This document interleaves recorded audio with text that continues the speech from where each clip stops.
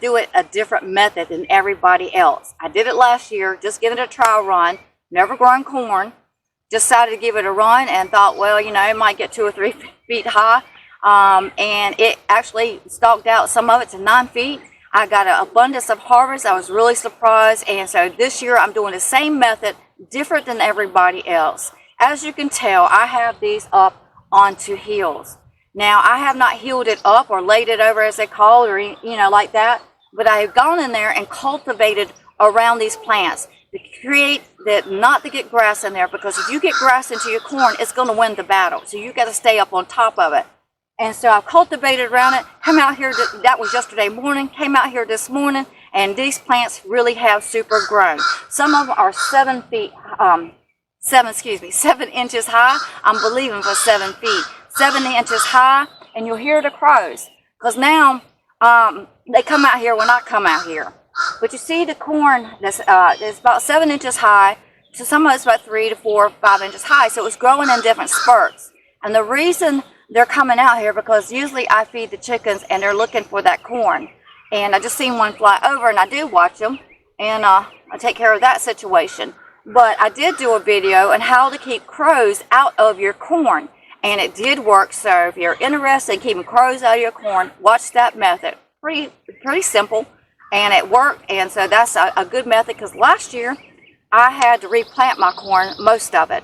And I don't know if it was the squirrels, I don't know if it was the crows, but, you know, you hear that sound, it probably was the crows.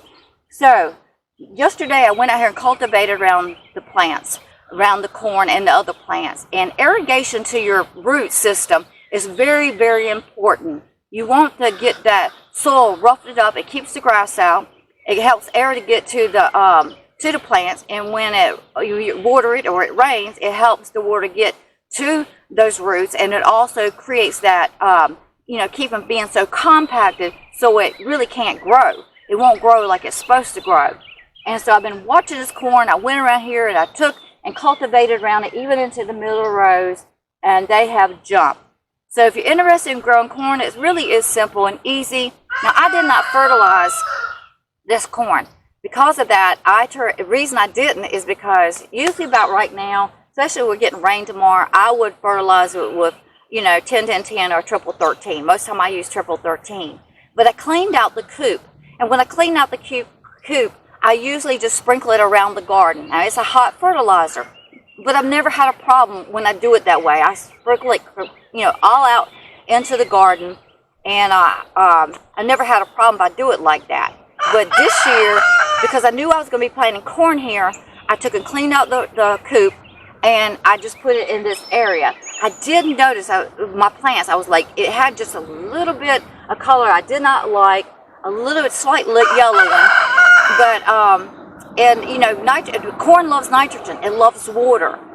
But chicken coop is hot fertilizer. But once I went out here and cultivated around these plants, then that color disappeared.